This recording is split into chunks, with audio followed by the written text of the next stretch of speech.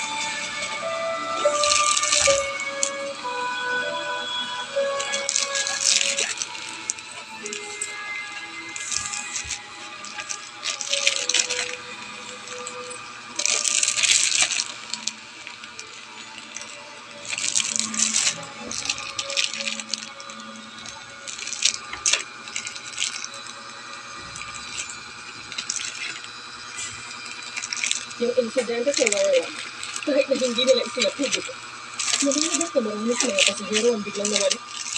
At lahat sila gumamit ng mga second IDs. Totoo, marami nga akong namata ang mga kahinahinang pasahero sa barko. Kung may sangkot man sa kanila sa pag-uudyok ng gulo sa east at west, dapat natin yung alamin. Mukhang iniisip ng State Security Service na may iba pang bansang bang. Pero sigurado naman